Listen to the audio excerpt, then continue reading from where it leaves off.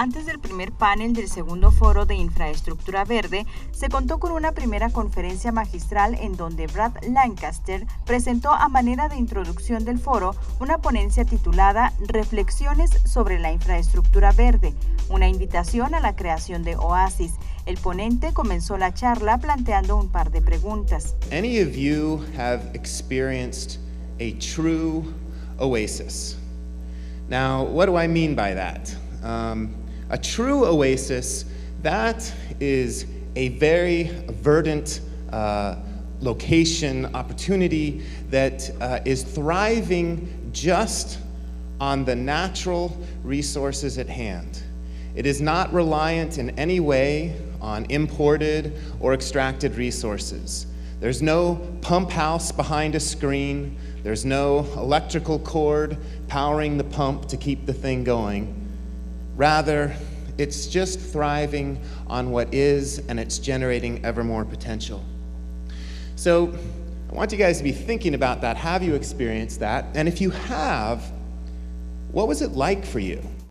Estas reflexiones permitieron empezar su intervención y explicar el propósito en la práctica de infraestructura verde, quedando inmerso el generar interés, crear estrategias, tecnologías y políticas con el fin de aplicar dicho concepto a proyectos de infraestructura urbana.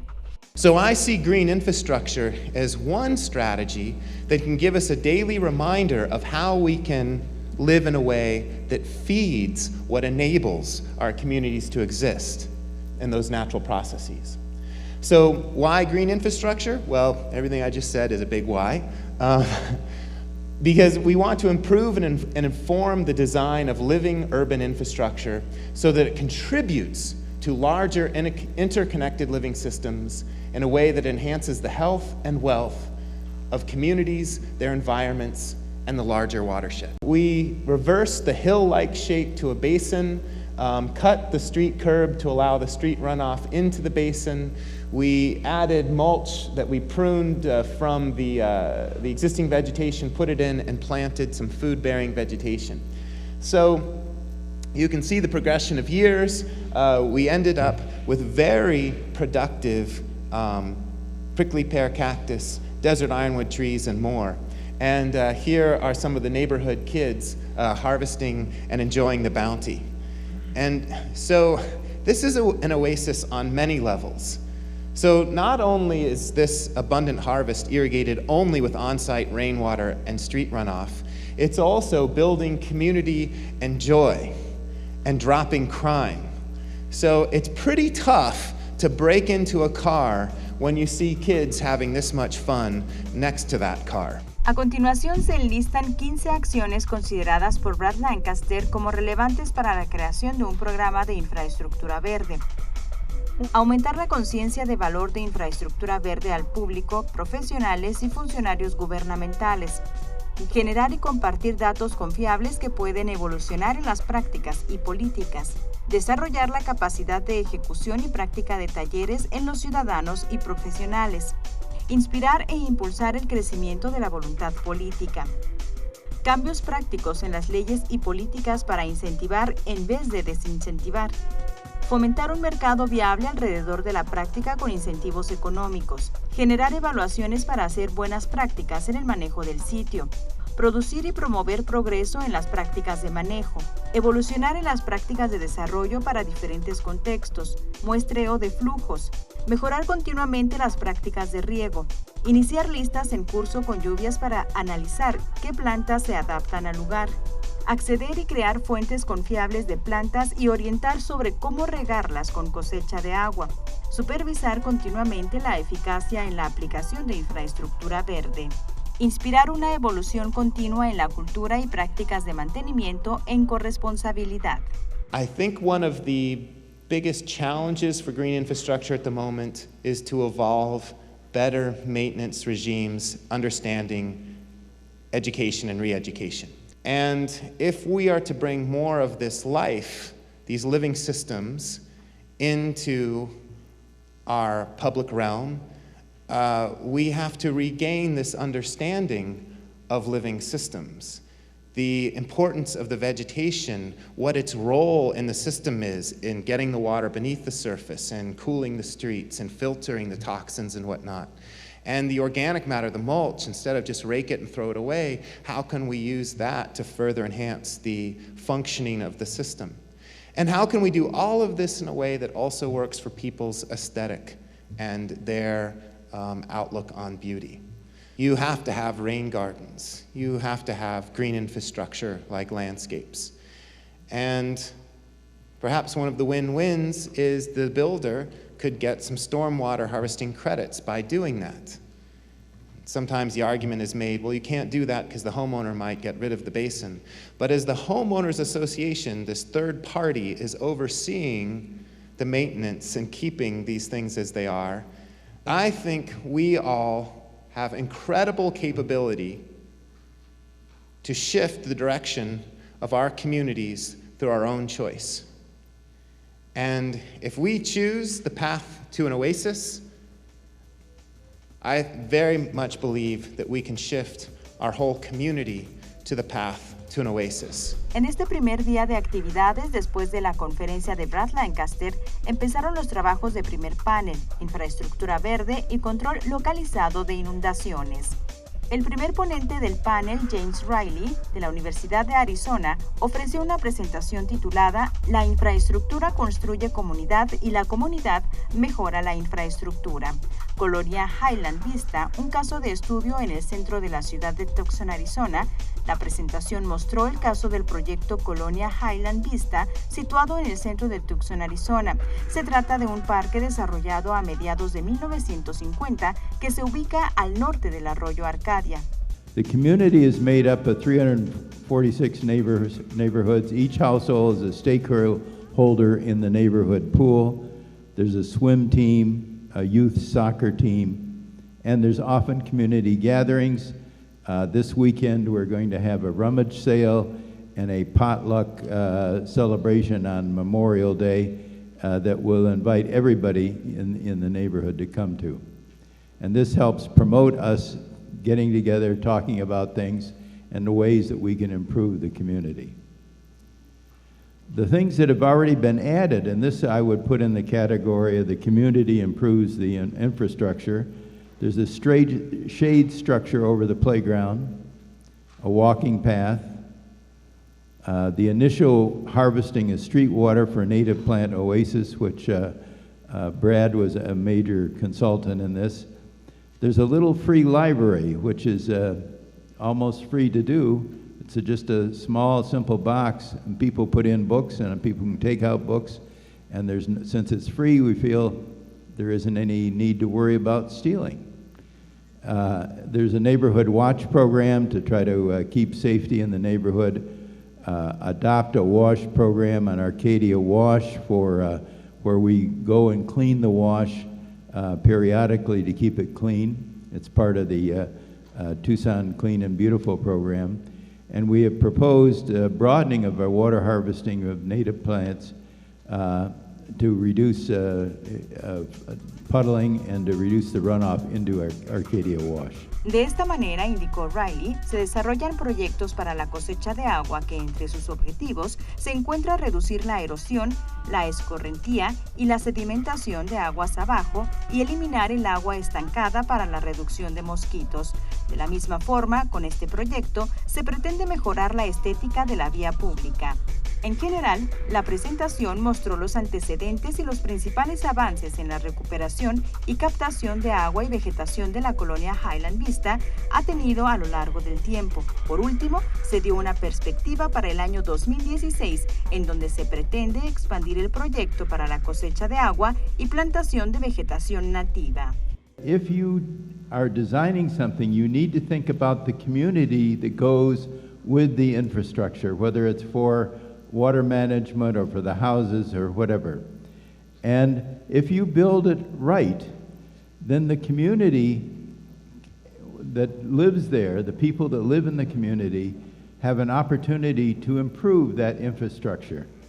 Siguió la ponencia, la experiencia de la NOAA con infraestructura verde y la reducción del impacto de inundaciones, evaluación de los costos y beneficios de la infraestructura verde, presentada por Lori Caricotera, de la NOAA National Oceanic and Atmospheric Administration. We are a national office and we focus on working with coastal managers throughout the country. We include the Great Lakes as part of coastal management community. We also work with with Puerto Rico, the U.S. Virgin Islands, and all of the Pacific territories. My role in that office is I really try to help make the connection between what is out there in terms of data and tools and technology, and marry those up with what we're hearing from our users about their coastal issues and their coastal needs, and help them find solutions that can help them address their issues. And this project is an example of that type of work that we do. Dijo que este tipo de proyectos inició debido a las quejas por inundaciones en sótanos y calles registradas en un periodo de 2007 al 2012 en las ciudades de Duluth, Minnesota y Toledo, Ohio. Un estudio permitió analizar las zonas de riesgo y peligro a causa de estos fenómenos. La necesidad fue comenzar a planificar a largo plazo mediante los objetivos de la infraestructura verde para reducir este problema. This was developed by one of our partners, the Association of State Floodplain Managers. As we were working with the city, we were giving them all these numbers about where you're going to have this volume of flooding and it might occur here, and it was just numbers, numbers, numbers, and they were kind of like, what gives? Where's the water going? So they had some very talented programmers that worked at ASFPM, and they put this tool together, and very quickly from this graphic you can see the darker, bigger the red, the more the images. And so all of a sudden light bulbs went off with city council and the community officials. Las principales actividades se basaron en 5 objetivos: definir el problema de las inundaciones, evaluar las inundaciones actuales y futuras, identificar las opciones de reducción de las inundaciones mediante infraestructura verde, evaluar escenarios de inundaciones con opciones de infraestructura verde y comparar los costos y beneficios. Incorporating green infrastructure storage into these communities is reducing their risk at different flooding scenarios. We picked a 100-year storm, and so that storm doesn't have a very high risk of occurring very frequently, but the trends with climate change, those storms actually are becoming more frequent than 100-year floods. So the take-home message is that by incorporating these green infrastructures, they're hopefully buying down future damages that they're going to have to deal with. And we saw a similar trend in Duluth as well. Al final, este proyecto, señaló la ponente, permitió realizar un trabajo eficiente involucrando al Estado, sociedad, universidades y ONGs, y además permitió sentar las bases de la construcción de infraestructura verde y el aprovechamiento máximo de los recursos en Duluth y Toledo. Posteriormente se contó con la ponencia de Tom Fisher de la ciudad de Tucson titulada Downtown Links, proyecto de corredor Tucson, Arizona. Esta presentación mostró el proyecto Downtown Links, que incluye la mejora a las vías de comunicación, a los sistemas de drenaje y a la transportación en el centro de la ciudad de Tucson, Arizona. Es un proyecto que comenzó a forjarse desde la década de los 80s del siglo XX. The top goal is to improve the multimodal capacity, connectivity, and safety. Again, it's not just about building a 6-lane road or a 4-lane road. It's about building a road to serve all users, including bicycles and pedestrians. We want to improve the rail crossings. Improving the drainage system is a big part of this project. It's probably 1/3 of all the money goes towards the drainage. We want to improve the image of the corridor. And then after the road is all built, we want to be able to put the corridor back together again with the land uses and promote some other land uses. Instead of industrial use, we want to do housing and shops and some other things. The project was part of the Regional Transportation Authority plan that was approved by voters in 2006. And that's really where the money came from. And then the project became a lot more serious after that. But basically, we have a new roadway corridor. It's 4 lanes with bike lanes and sidewalks. Drainage improvements. We have an underpass under the railroad tracks. We have a deck plaza, which I'll describe to you in a minute.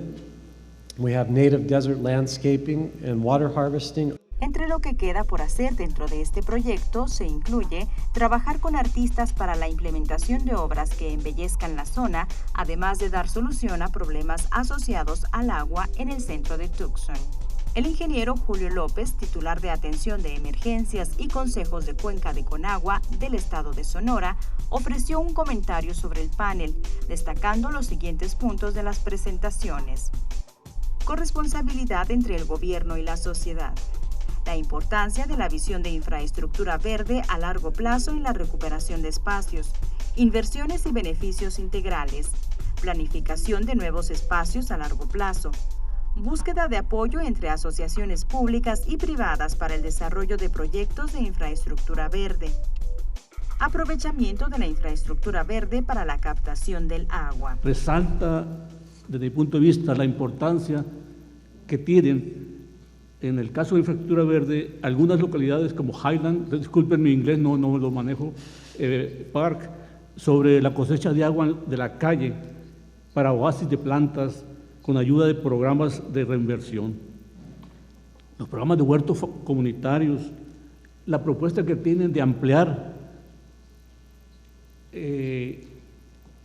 la cosecha de agua para plantas nativas, que por ahí alguien ya mencionó, hacer una buena selección de estas para que funcionen mucho mejor los proyectos. Los objetivos que tienen, por ejemplo, de la cosecha de agua y la relación con el parque de Highland, precisamente, enfrentando el problema y convirtiéndolo ya en un activo, es decir, en algo ya productivo. Cómo tienen un programa de planificación de la expansión del oasis 2016 para árboles que den sombra y para acolchados para la cosecha del agua. Importante para nosotros es la experiencia de la NOAA en el caso de la infraestructura verde. Como mencionaron ellos, algunas ciudades han tenido resultados, el caso de Toledo y Duluth, asegurando incentivos, involucrando a los negocios locales, involucrando y corresponsabilizando, porque yo creo que esta es la parte fundamental quizás para nosotros, la corresponsabilidad, Estado, me refiero a los gobiernos, llámese federal, estatal y municipal en el caso nuestro, y la propia sociedad, las propias ONGs, las universidades, etcétera.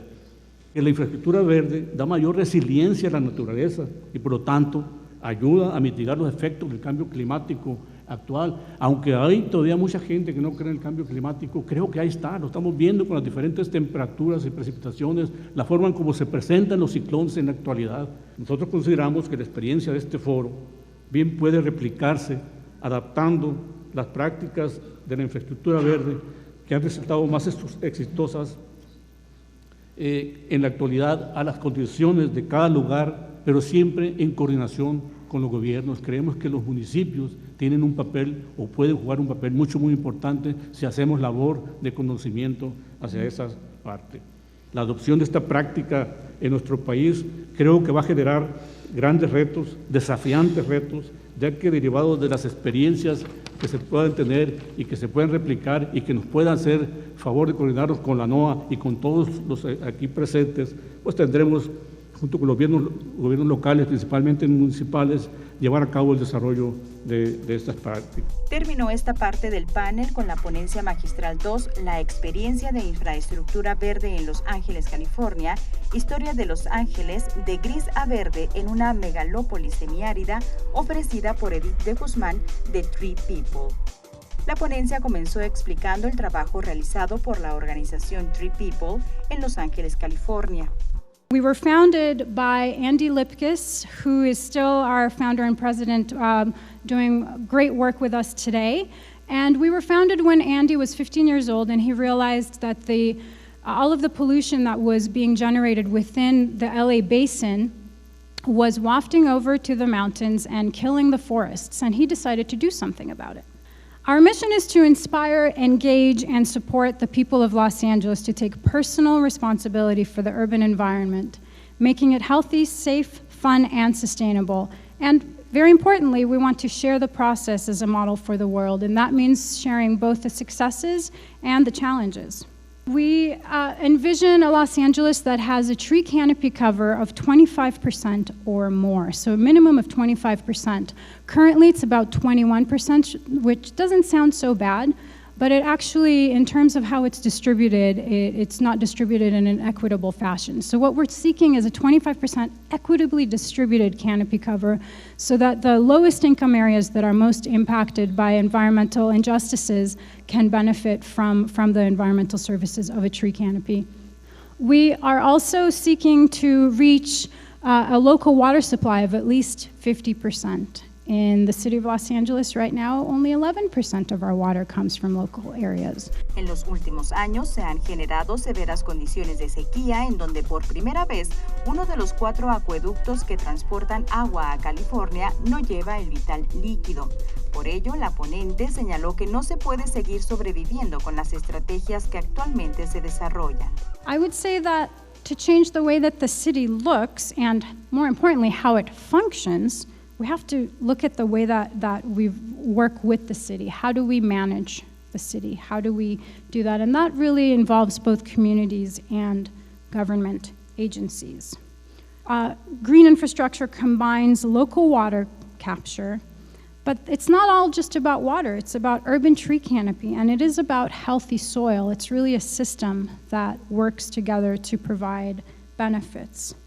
The LA City Stormwater Management Department became the Watershed Protection Division. I mean, that is really a significant type of shift for us. And the cost-benefit analysis showed that, this is a long-term project. It's still happening today. We've been meeting with the Sun Valley Watershed stakeholders group since 1998, about every 3 months. It's still ongoing today. We have some projects that are already in the ground, others that are being built. But the analysis showed that for an investment of $200 million, $300 million worth of benefits would be enjoyed. It's important to note this does not include water quality benefits. So adding the water quality benefits, that amount would skyrocket. At the time that the model was created, there was no consensus exactly on how to monetize the water quality benefits. Today, we are in the process of upgrading that model, and we hope to be able to include not only the urban water quality issues, but other issues as well. And this is something that Tree People is very excited about, the multi-agency collaborative. We are facilitating a very, very deep collaboration between some of our water agencies and land management agencies in LA City and County. We're in the process of that, and I'm happy to speak to any of you about that. We have 2 reports that have just recently come out on our website. You can read those there, but we are seeking to create whole of water system sort of management to bring about the maximum amount of benefits and collaboration. And at the federal level, the Green Infrastructure Collaborative from the White House and EPA was announced last September at the White House, and it's meant as a vehicle for supporting multi-agency collaboration and investments for green infrastructure. I don't know how many of you have heard of this, but it's very significant to see that there is interest at the federal level as well here. Collaboration is essential, but that doesn't mean that it's easy. It can be difficult to collaborate when different agencies have very different missions that prevent their ability to be fully innovative. So you have to get very creative about how you create protections for those agencies to feel like they can fully invest. Por último, recomendó pasar de proyectos piloto a verdaderos proyectos que puedan institucionalizarse como el ejemplo aquí mostrado.